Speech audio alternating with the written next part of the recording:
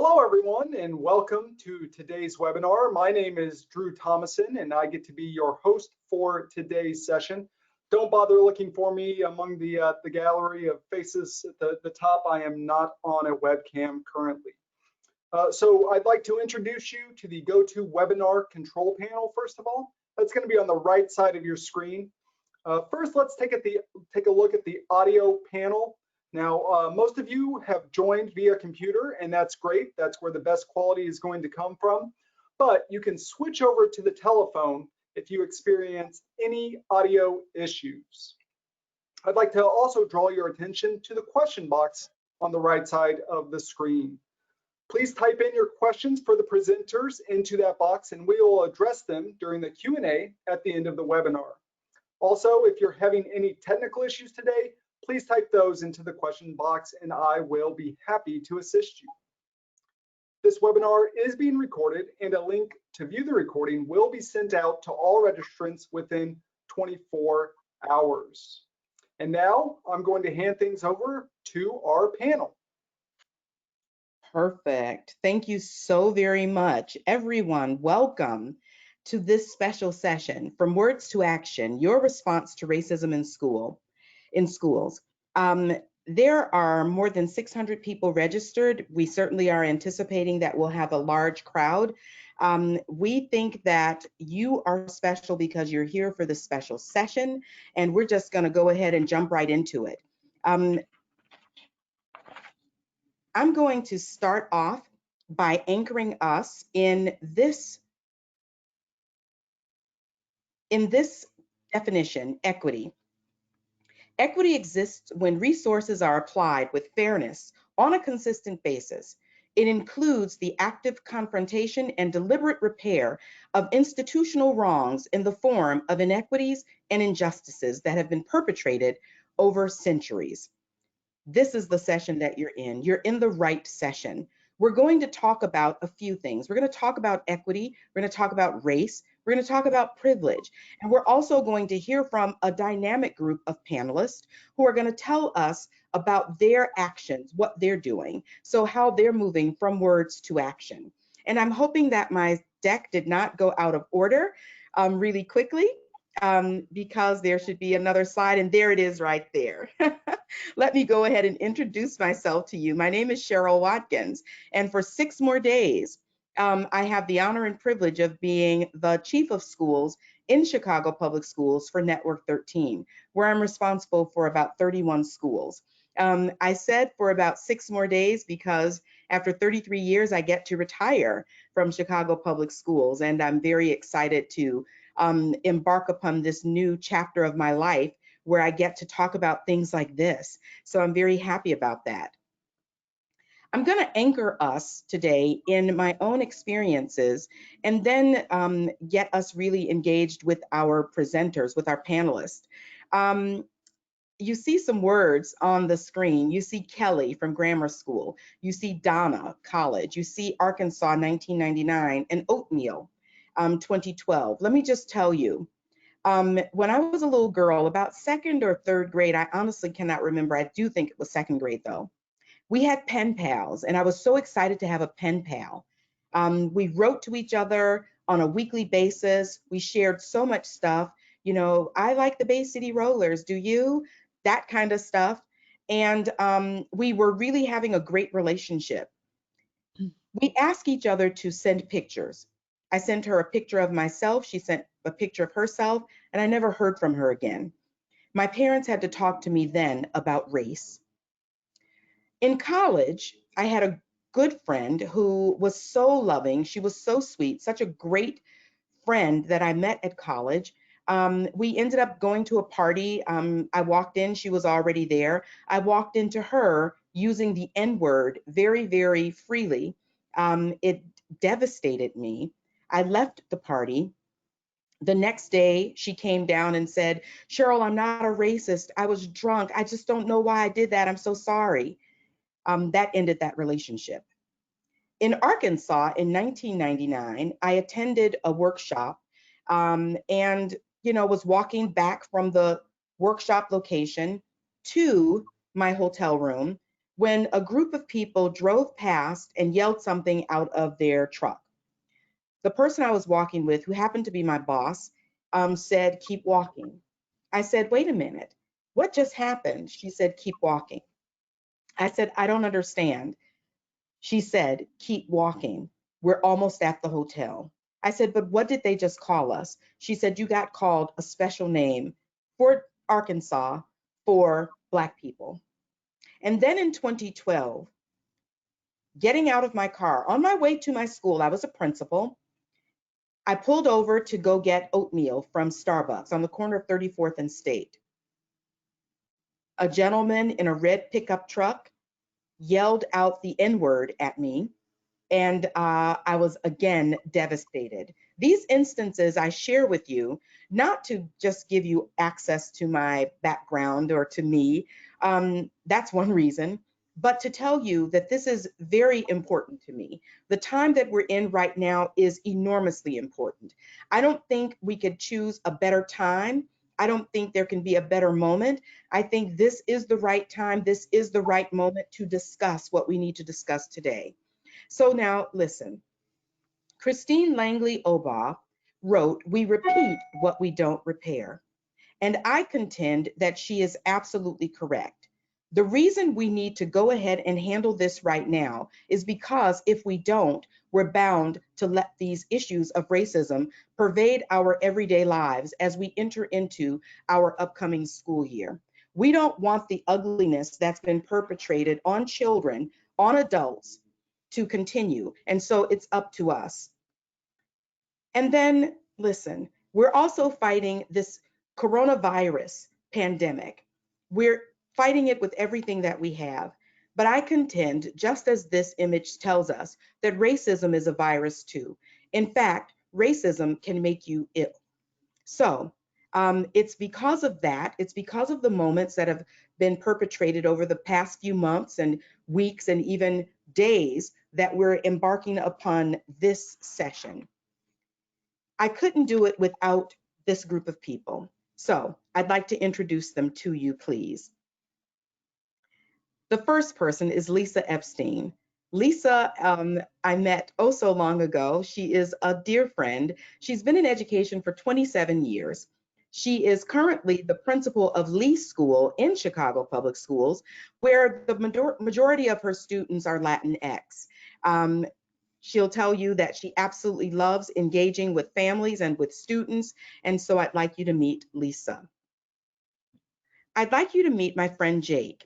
He's entering his 23rd year in education and his 5th year as principal of TF South in the southern suburb of Chicago, Lansing.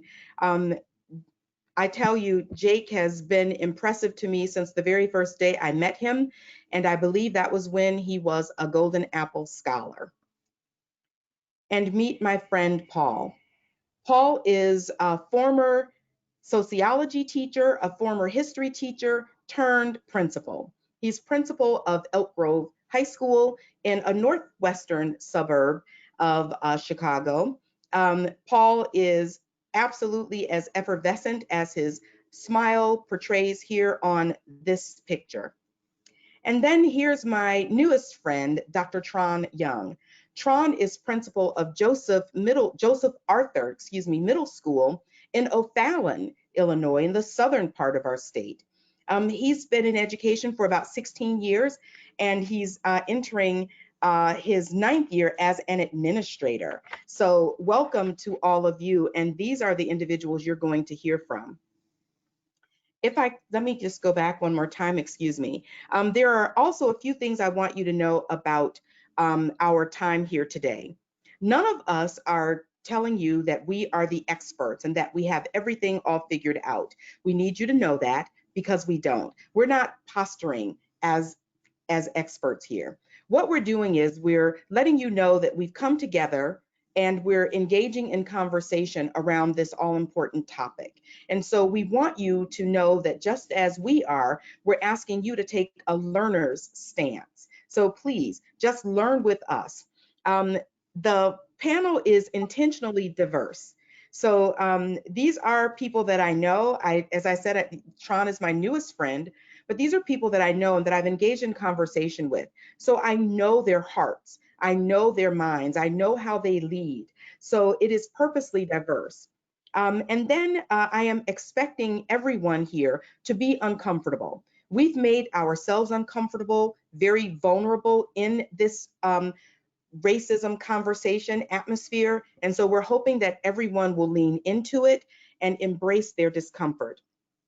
And then finally, as Drew said, you can go ahead and put your questions in the chat.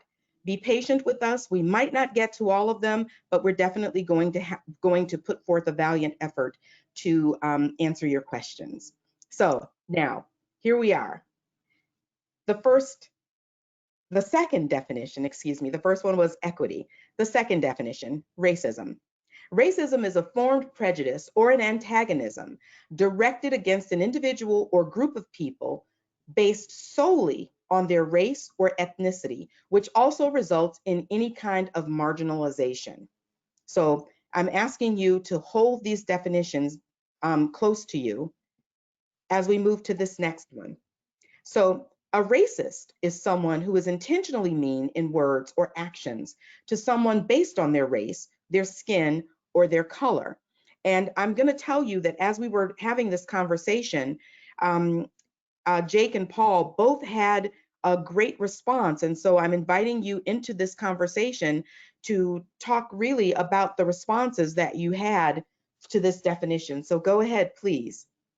Thanks, Cheryl. I think Paul and I both looked at this definition, and the word that kind of bothered us a little bit was the word intentionally, because sometimes when we get into difficult conversations, somebody lets themselves off the hook by saying, I'm not racist. And I think when they do that, they're using this definition. And in that, it's that word intentionally. There are a lot of situations where racist actions occur that individuals do because of microaggressions, because of implicit biases. And if we're really going to lean into our vulnerability, we can't let those behaviors off the hook under the guise of I'm not racist. I completely agree. You just captured it very well. The problem, I think, with solely leaving it as the intention is that it's easy as a white male for me to be defensive when someone talks about racism. And then when you provide me that definition, it's very easy for me to say, oh, well, I'm good, because I don't do that. I think it adds complexity and richness to the conversation when one includes being part of a structure and a system that's perpetuating certain ways of living as quote unquote normal. It's way harder to fight back when someone says, do you see how you are benefiting from this system? Don't get offended at that. You're benefiting from this system. And, let's talk about what that really means. So I think the definition of racist can be broadened a little bit, and I think it provides additional angles for the conversation to proceed. I really appreciate that. And let me just go back to Jake for just a second, because you introduced a new word. You said microaggression. And the best way for me to describe a microaggression is through an example. Oh, you're so pretty for a dark girl. Or you are so smart. I can't believe it. Where did you go to school?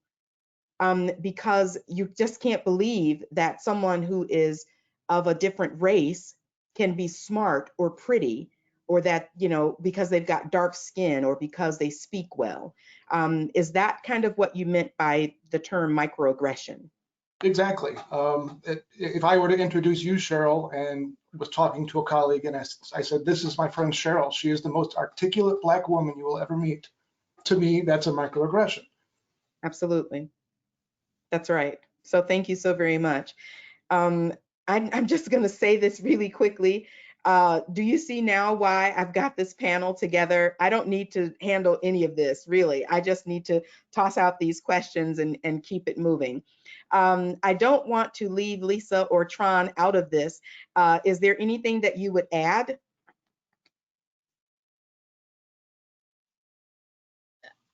I mean, I just keep reading and reading the definition over and over again, right? And I think what Paul said, that intentionality, I agree with them wholeheartedly.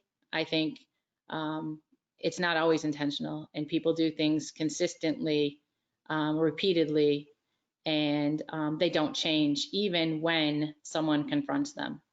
And I think, that's how we are in a place that we are today, just because of exactly what I just said. Yeah. Yep. Thank you for that. How does racism impact your work? Does it impact your work? So each of you has a different enrollment. Your demographics are very different from each other.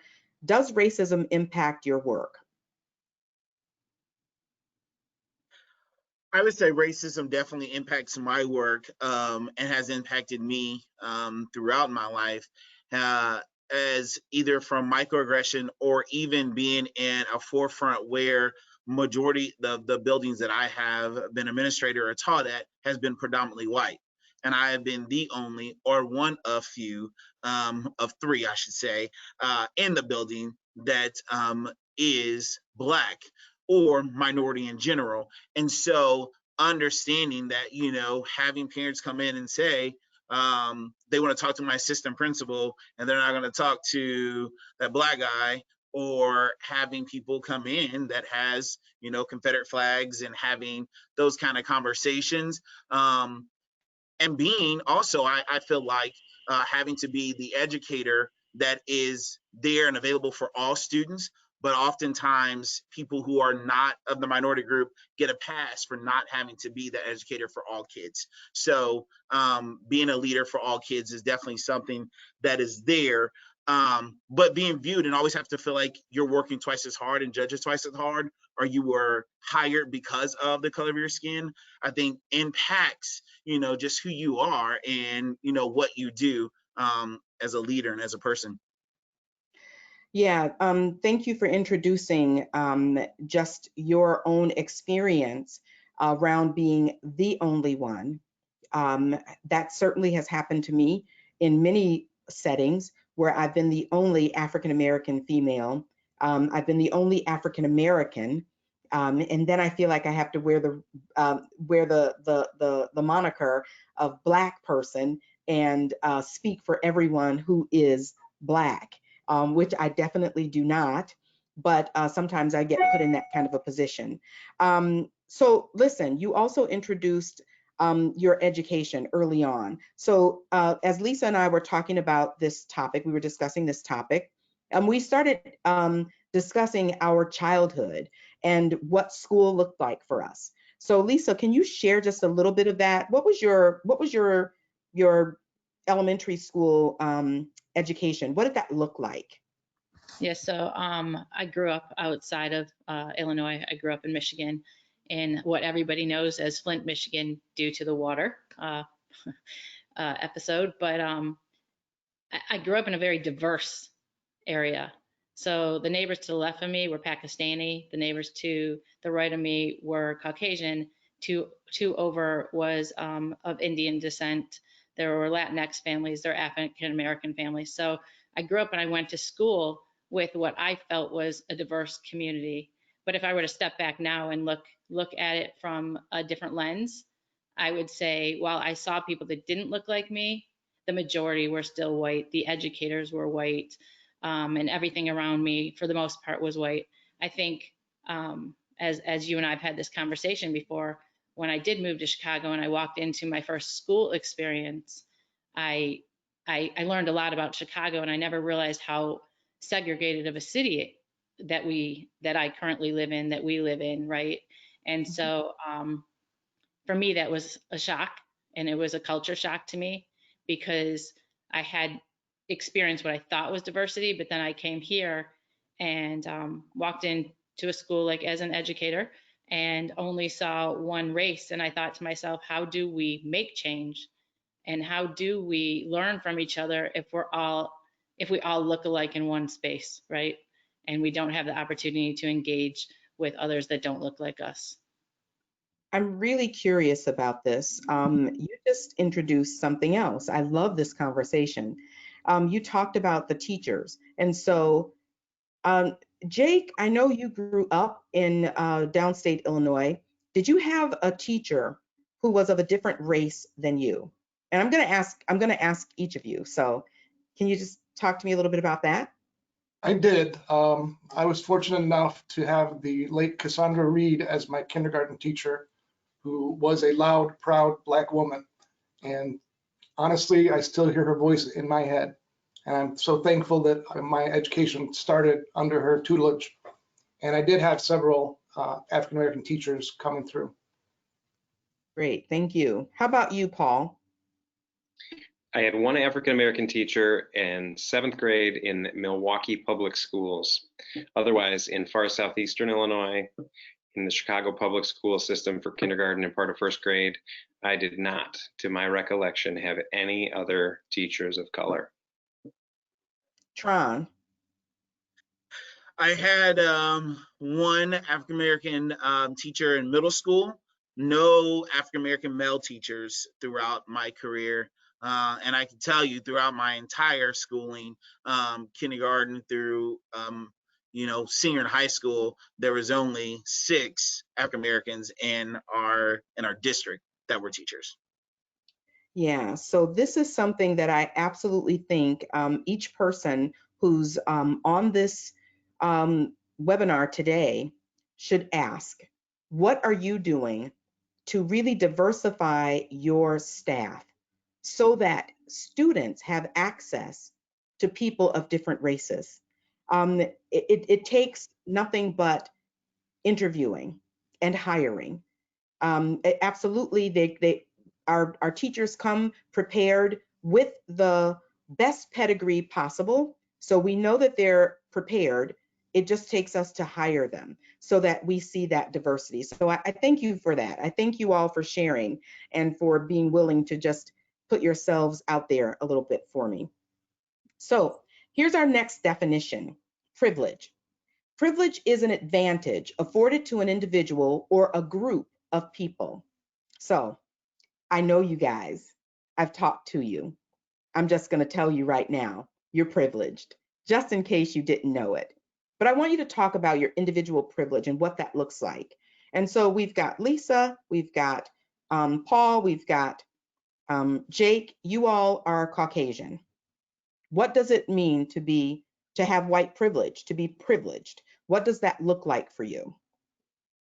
So I'll speak first. I mean, obviously, when I walk outside my front door, I don't have to worry about what I look like on the outside, right? And that's a sad reality. But having white privilege has afforded me opportunities through schooling, through my career. I don't want to say necessarily through my career, because I think I've earned my place in my career. But maybe I was hired because I was a white woman, or maybe I was hired because I was white. But I've also used that privilege in my work. And I know you didn't ask this, Cheryl, but I would like to add to it. I work to make sure that I am using my opportunity as a white person to bring to my school community resources and opportunities for all of the minority students that sit in front of me, so that they have equitable opportunities. I mean, just to give you an example, in the neighborhood where my school resides, there's not many opportunities for students to go, or children to go to dance class or cooking class or an art class, right? And so making sure that I'm using my own privilege to reach out to people that can bring those resources to the school, so that my students have those same opportunities as every other white student in the state, really, right? And so making sure I Thanks for that. Anyone else? Privilege. I think I find myself, even though I live in a diverse community and I lead a majority minority school, in places where I think I have a seat at the table that is probably a result of my white privilege.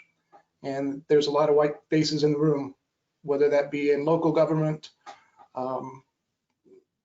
conference principals groups, even sometimes at the state level. And so just being cognizant that this group is not very representative, and because I do have a seat at that table, making sure that I bring my students with me. Yeah, thank you. Tron,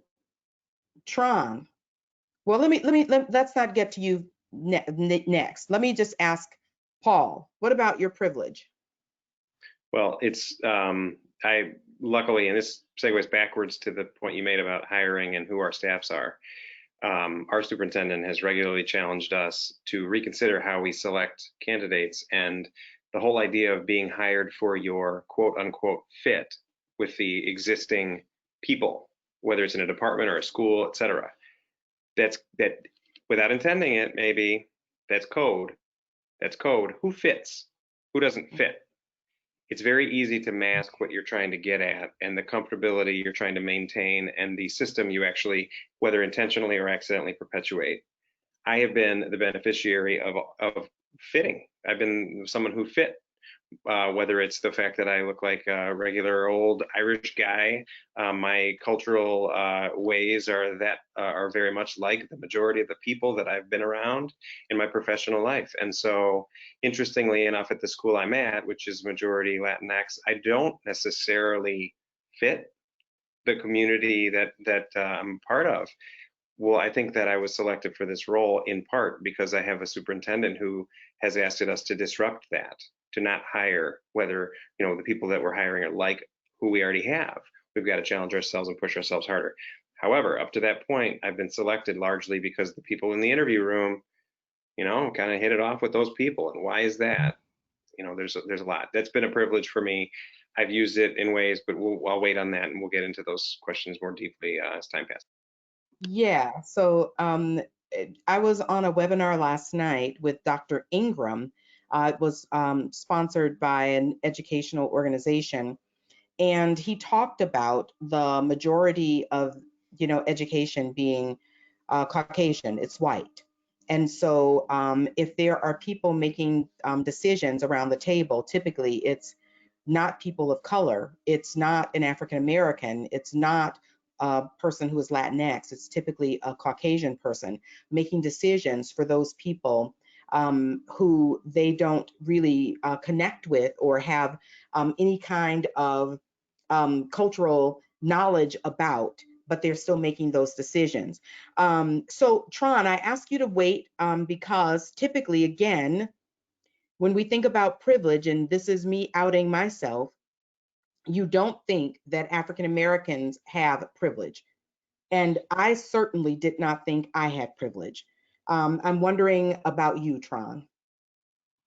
Yeah, I think that's an evolving thought for me as well. Because when you think of privilege and you think of the opportunities that you did not get to have based off the color of your skin or based off who you are, and not necessarily the things that you did get because of who you are and the opportunities that you have. So, for instance, I would say I do have privilege because I'm a man, right? So, outright, I have some privileges as a male and as a Black male than women don't, or Black females do not have. As a building leader, I have privilege, right? I'm privy to be able to be a part of some decision making and being part of some things and receive things that others are not able to do. I also think, and being part of the decision makings, I think part of my privilege is being in the room, because me being in the room, the conversation has to be different, or it should be different. And if it's not different, I should be part of making that conversation different. So, and then I think the last thing that gives me privilege is my education level. So the education level afforded me to be able to get a job that gives me a salary level that puts me in a different privilege bracket just based off of that. That does not negate the color of my skin or the hurdles that you have to overcome, but it does mean that there are privileges that I have that others who are not in positions that I have the education level I have, or that's not a male, does not have. Yeah, thank you. Absolutely. It's very hard for me to sit here and say I don't have privilege, because I do. I have a great job, earn a great salary. I do get invited to the table for discussions, And because I am Black, I do go ahead and speak up because I've got that opportunity to do so. But that's just not a reality for a lot of our kids, definitely, and for a lot of other people. And so I wanted to make sure we called that out because it looks different in different places at different vantage points. And so thank you for that. So let's move now into this notion of anti-racist, right? Being an anti-racist requires persistent self-awareness, constant self-criticism, and regular self-examination. So this is Ibram Kendi's work from How to Be an Anti-Racist. He says that this is what needs to happen. You've got to constantly be self-aware. And so I'm wondering how each of you is self-aware, or how you engage in your own examination of self as you navigate your school populations and the work that you're doing. I would encourage the listening audience, there's going to be some resources towards the end, but Harvard did some studies on implicit bias, and I think that's a good place to start in that quest for self-awareness, is to take some of those implicit bias tests and realize that most people, if not all people, have some hangups that they probably are not aware of. And then questioning, how does that impact choices? How does that impact language? And reaching out to others and listening to their stories as opposed to viewing life through my own lens. Thanks very much. Anyone else? I didn't create this analogy, but it was just I was reminded of this by my associate principal Arturo Centeno today, of being in a river, and you can swim with the current and encourage that system to keep itself going. You can do nothing, but the current will move you, and you will move along down that same stream and perpetuate exactly what it was. Or you can swim against that current and attempt to influence something in a way that's opposite what it is. And for me, that's an outstanding analogy, and it contextualizes the idea of anti-racism. The biggest challenge is, how hard does one have to swim against that current in order to be as effective or as impactful as they would want to be? And so that for me is the question. What is expected of me as a white male leader? How much is enough? These are the tough questions that when you look in the mirror and ask yourself, am I doing what I should be doing? That become real tough to wrestle with. And so I believe that the idea of vulnerability is the most important. I can just be honest that I do not have the answers to these questions. I don't have this figured out.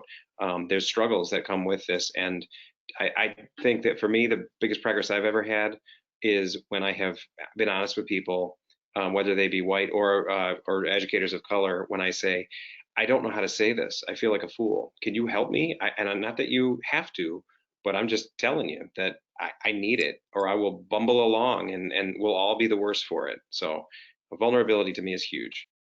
Listen, and thank you for outing yourself.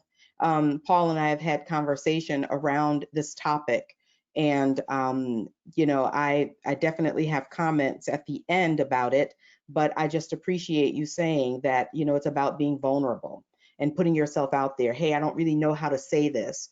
Can you help me? So that's that self-examination. I appreciate it. I'm not asking Tron, but I'm asking Lisa. Lisa, anything around, your connection to this notion of, being self-aware and self-critical? Yeah, absolutely. I think, especially in light of what's going on in the world today, and especially here in America, I ask myself this question every day: how can I embrace this moment and turn it into real change? And so I really think every day, and I reflect back on my work day, but on my personal day. And so I'm always kind of trying to keep myself in check and ask myself, did I do enough today? And if I didn't, what can I do when I wake up tomorrow? And I know as an educator specifically, it starts with us, right? we have to think about the kids that are going to walk in our doors in a few days, in a few weeks, and how much trauma has probably impacted them already in their lives, but in this current state. And so again, I have to ask myself, have I done enough on that particular day? Is there something I could have done better? And how do I go about making not just myself, but every educator in that building start to become self-aware and self-critique and self-examine their day-to-day engagement in order to really embrace the moment and make change. Perfect. A phrase that really stood out to me at the Illinois Holocaust Museum was be an upstander, not a bystander. And Holocausts happen when people who are not racist stand by. That's right. That bystander mode, and I'm more familiar with it from the bullying community, but absolutely it happens here as well. This next notion of an anti-racist idea is any idea that suggests that racial groups are equal. So this is an anti-racist idea. It's an anti-racist stance that racial groups are equal in all of their apparent differences. There's nothing right or wrong with any racial group. And so that's the message that we definitely want to send today. But I have to introduce you to these 3 questions that will help you move from words to action. And Lisa really set us up well for this. These 3 questions that I've posed to my principals and assistant principals are, is this your best? So whatever you're doing right now to respond to issues of race, equity, and privilege within your school setting, is it your best? Are you doing your best? If you're not, the next question is, can you do better? And typically for all of us, we absolutely can do better.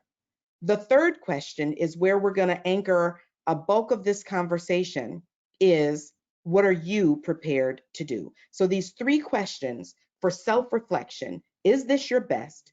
Can you do better? And what are you prepared to do are really what matters. So if you would, each of you take a little bit of time here to talk about what you're prepared to do next or what you're doing right now to really confront this issue of racism, moving from words to action. I mean, I can jump in and go first, Cheryl. So I think the week after the riots here in Chicago, I had a staff meeting, and we engaged in conversation about race and social justice and what was happening. And I left that staff meeting struggling, right? And going back to that self-reflection. And it was really around why my Caucasian staff were silent through that whole entire conversation. And so what am I prepared to do? I mean, at that moment, I knew I had to do something, and I had to start thinking about how I could better educate myself about why Caucasians struggle so much to engage in this conversation, especially when they're in a room with other minorities or maybe in general. And so I took it upon myself to reach out to about 15 of my colleagues across the district, all in very different neighborhoods, different schools, some magnet, some on the far south side of Chicago in a predominantly low income neighborhood, 100% African American, some predominantly Hispanic schools, high school principals, everybody, right? And organized a book club around white fragility. And there's about 45 teachers, central office staff, principals, engaging in conversations weekly right now with the anchor text of white fragility, right? And we're actually coming across into our last week is on Monday, but already the group that is there engaging in this conversation are predominantly white. There is a mix of educators there, but they've already asked, what can we do next? And so that's the start. And then to bring it back to my school community, what we have learned. Perfect. What's next? What are you prepared to do? I'll jump in. So what I realize is there's a quote that I have here, and I always talk about is it's not about where you are, but in what direction you're heading. And so many of us have a different starting point, but all of us can start, as Paul's saying, start swimming, upstream and not downstream with that. And so part of who I am and part of what I've always done is it's a challenge. It's a challenge for me because at one point in time, I avoided having the conversation with my staff for being seemed to that I'm only advocating for my minority students or being, quote unquote, pulling the black card in a kind of conversation. And so starting, actually it started 2 years ago that I slowly started having these conversations with my staff. I've always talked about it and have different things, but we read a book. We had a staff book study that was Becoming the Educator of Their Needs, Strategies, Mindsets, and Beliefs for Supporting Male, Black, and Latino Students. And what I realized is during that book study, my staff was looking for the answer, right? So what is the thing that we need to do, and not how do we love and encourage and support our kids? So what I'm prepared to do is continue to understand that teaching Black students, Latinx students, it's not about doing something different. It's about giving them the same opportunities, challenges, love, and support that you give all your kids, letting them be the leader when they go down and take a message, letting them be the ones who's also, standing in front of the class presenting. So part of me is making sure that we understand that working with our students, it's not a gimmick, it's not a trick, it is love, it is nurturing, it is the same thing that every student takes, but it's intentionality that you need to give towards our students, because we know that a lot of them are coming with their ground. They don't need boxes to look over the fence. They need that support and that foundation corrected from us in a system to allow for them to achieve to their greatest potential. So part of me is continue to lead that. I'm leading in the district. We did a Be About It group, and we've had meetings that we've showed students talking about their experiences in schools and how it impacted their future based off of what a teacher did or said to them. So those are things that we will continue to have those kind of conversations.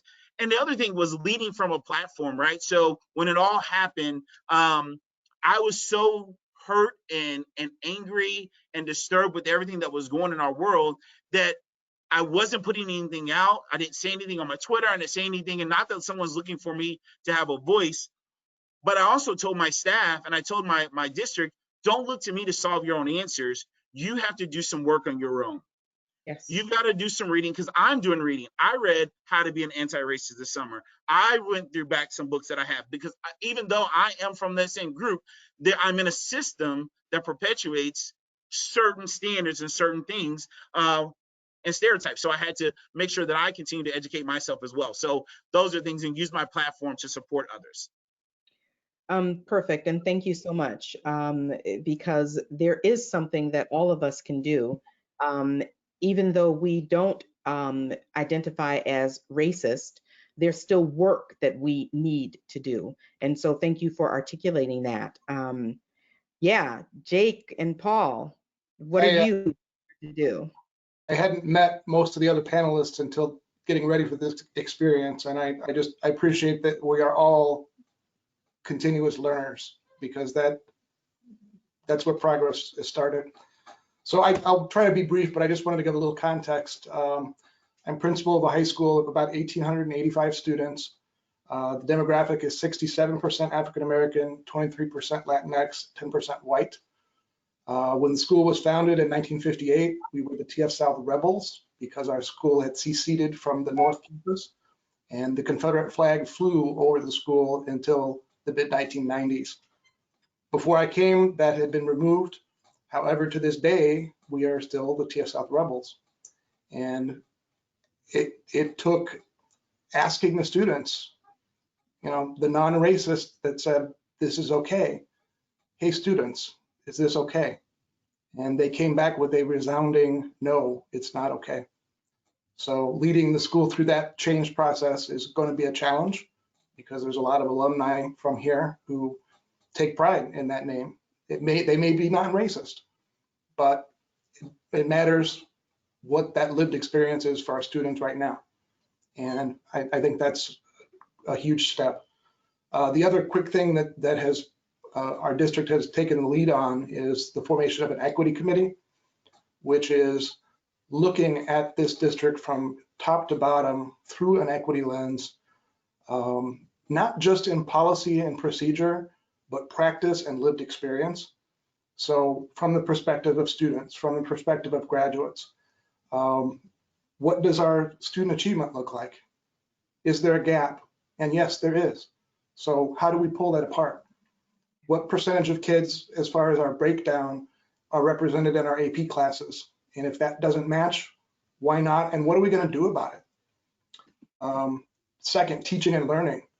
What does the classroom experience look like in terms of curriculum, in terms of delivery, in terms of relationships?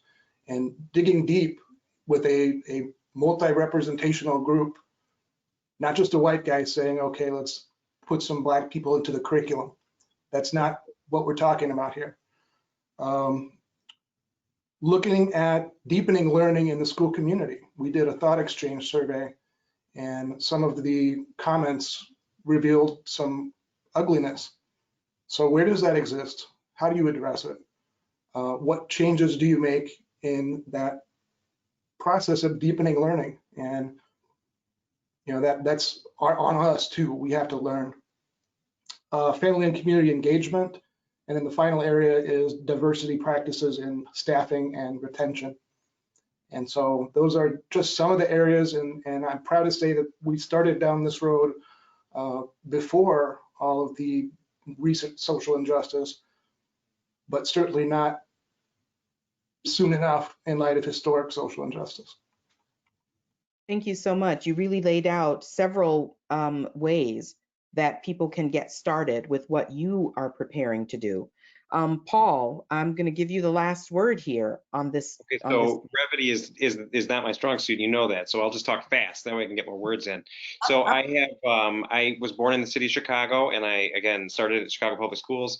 I went to Milwaukee Public Schools. I went to tiny Norris City, Omaha, Enfield High School in southeastern Illinois. Lived in Carmi for a while, southern Illinois. Those of you that know these places probably haven't lived in all of them. So I did live in all of them in formative years. And the one thing and then I went to U of I in Champaign. The one thing I can tell you is in every place that I ever lived, there was precious little deep interaction of a meaningful manner between white people and people of color. There was interaction, but there was very little depth to that interaction. There were not meals together. There were not important conversations together. And sadly, there was not a ton of learning together. And so for me, when we see that we live apart, when we see that we go to school apart, we go to class apart, even if we go to the same school, and then we get surprised at the end of these, at the end of the schooling, when we end up on the opposite side of streets in protests against each other. That shouldn't come as a surprise when we have only kept a system alive that created that in the first place and is going to keep creating it if we don't do something about it. And so for me, the interesting thing is this webinar is called from words to action. For me, it's going to become more from action to words, because we've tried to put in place actions, for example, taking out the leveling of kids in core courses as much as we possibly can. So we will go to an earned honors model in English next year for the first time for freshmen this coming year, so that we don't out of the gate start segregating our kids into different experiences. When we're a school that's about half and half, and then you look at the classes and see such stark differences in who's in those rooms, and then we're surprised after the fact when these kids don't truly understand each other. Well, they've rarely seen each other engage in deep intellectual work together.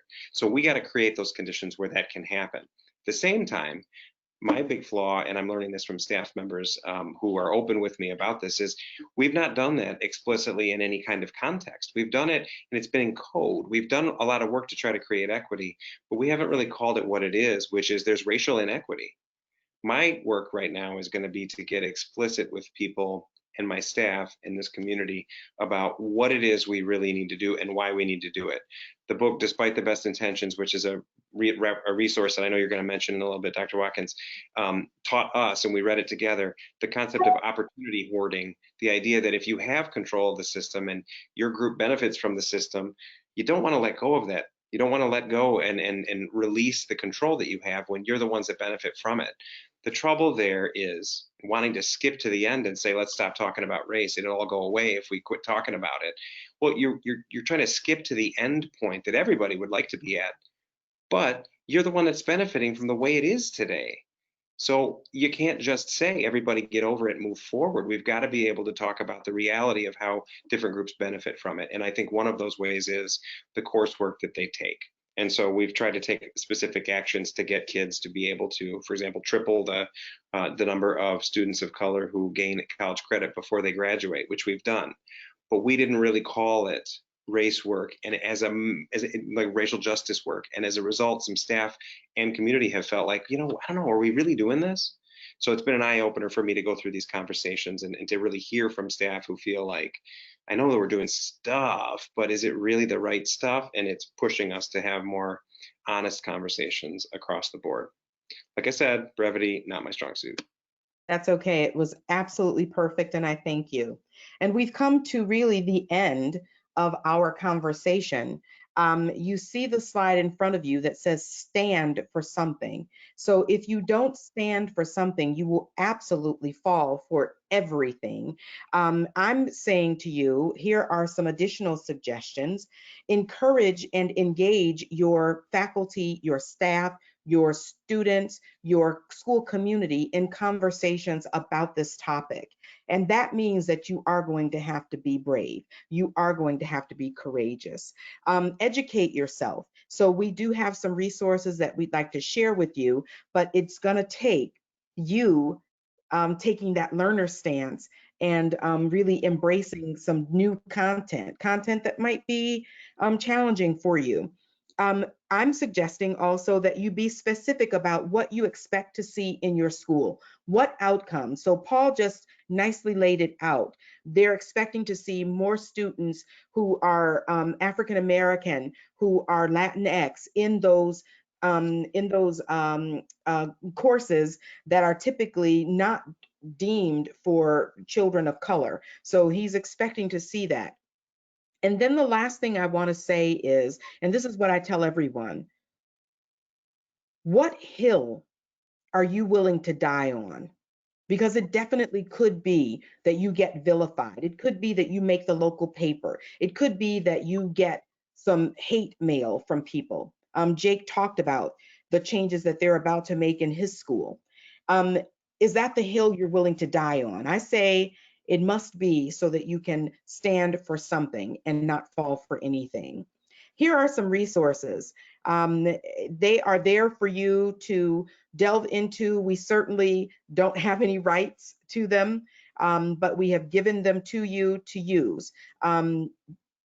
Articles, books, and then the standards: teaching tolerance, social justice standards, from Teaching Tolerance. We definitely want you to embrace that. That just means it's time for us to keep moving. You want to learn more? IPA has a workshop that will allow you to dive a little bit deeper into this topic, and it is From Words to Action, your response to racism, equity, and privilege in schools. The first one is August 21st, then October 21st, March 11th, and May 24th. I'm encouraging you to seek that out if it is indeed your interest. And now we've come to the place, Drew, where I can finally turn it back over to you with 5 minutes left. Yeah, and we've got a stream of questions coming in, so I'll just kind of take them as they've come in. So the first one, what suggestions would you have for guiding conversations with our white colleagues about white privilege and implicit bias? I'm a white male who has long tried to be anti-racist and fight my own implicit biases from my childhood. So I'm going to respond, and I'm going to say in the resources, I'm just going to go back 2 slides here, is the suggestion to pick up White Fragility by Robin DiAngelo. So I know that recently it's gotten some push back, but I think it's a great place to start. I would encourage you to really talk to your friends who have also begun this work and see what they're doing. Again, there's no right or wrong. The only wrong is in sitting back and doing nothing. Ibram Kendi reminds us that denial is not the course of action. So jump into white fragility and see where that takes you. Great. All right. Next question. Is privilege innately negative or positive, or does it depend on how you use it? I'm going to open it up to the panel. I think you just got to know what you intend to do with it. I mean, I don't think very many things are innately positive or negative. I think that it is what it is in many respects. It's the realization of that it's real for you. Like, I grew up very poor and like on government cheese. And I remember making powdered milk and stuff. Well, I can put on a dress shirt and a tie, and I can look the part. And I have some opportunities there that I know people don't. I'm not going to get pulled over. I'm not going to get followed if I go for a run. It's not going to happen. So I have a whole comfort level that I'm able to work through life with. I think a realization that that actually exists changes the way that I carry myself in interactions with others. I talk too much. It is what it is. But I also know, shut up and hear what other people's experiences are. And then it makes them feel different, regardless of the nature of their conversation. That I just a knowledge that it exists is important in and of itself, in my opinion. Thank you. And I would just add to that I believe that privilege is not good or bad, as Paul said. I think it is what it is. I think the reality of arguing that there's not privilege becomes a negative impact, right? We all have privilege. We all use it one way or the other, whether to get a seat at the table, whether you know somebody at the door that's going to let you get in or not, right? Like, everyone has that. But the denial of it is where it becomes a problem, because then we don't see the negative impact that others don't get. Thank you. And we got to fight back against this nonsense. I'm sorry, Cheryl, that recognizing privilege is somehow trying to coddle like white guilt. No, you don't have to feel guilty, but you're fooling yourself if you don't recognize that there are realities in our society that I benefit from as a white guy. I'm not saying that I'm up at night thinking how terrible it is to be a white guy. I'm saying that it's true. And so when people just dismiss this as you're trying to like convey your white guilt and make me feel bad, no, people are trying to get you to recognize the actual truth in this society. It is the truth, and therefore accept it. And I think you'd be a happier person. Great. So I think we have time real quick, we might go over by a minute or two, for one other question that I think is very pertinent and kind of draws a question at the crossroads that we're at. So how do we foster equity now, as children aren't necessarily together due to COVID? How do we foster equity in the virtual online classroom better? I'm going to toss it over to the panel. Would you take that? Maybe, I know, Jake, you're doing a lot right now with your students. Well, just in the most simplistic sense of all, this whole experience has exposed the digital inequities that are out there. And so in our district, it's been reaching out to students to find out who is it that doesn't have a device at home, or maybe there's multiple siblings trying to share one device. And what can we do right now with our technological resources to instantly mitigate any access issues that some of our kids face? So that's the short-term, immediate equity issue that is on my table right now. And I think I'd add to that, Jake, too, about just taking a deeper look back at the curriculum that we're using, right? And making sure that the curriculum that we bring to our students during this time embraces all races, all religions, all genders, and it's fused in everything we do to really speak to identity, relationships, and community. I think I would add, action speaks louder than words in general. So it's those actions. Like, I look at my friend Jake here, and on the back of his wall, hashtag Black Lives Matter, right? If he's having a meeting with his students and they see that in the background, then they know that someone is looking out and there for them. And that's that first step. Your students know that you're not only talking the talk, but your actions match that. I think will be that first step. We all send out not all, some people probably sent out letters either as a district or as a principal when everything was happening, but then what? And I think that's that then what that you need to decide for yourself for where you need to head. But I would say that what needs to happen is not where you are, but what direction you're heading. So I'm gonna take the last word here. So thank you, Tron, for that, because the title of this is From Words to Action. And we just identified ways that you can move forward. They might be small, but they're still valuable, and it is still movement. So thank you so much, IPA, for providing the space for this conversation. It is truly phenomenal that you did that. Thank you so much to the panelists, Lisa Epstein, Jake Gurley, Paul Kelly, and Dr. Tron Young. Thank you. And thank you to each and every person who is on this webinar. We really appreciate you. Thank you, Drew. Thank you. And just a reminder to our attendees that we will be sending out a recording of this webinar within the next 24 hours. Thank you, everyone. Perfect.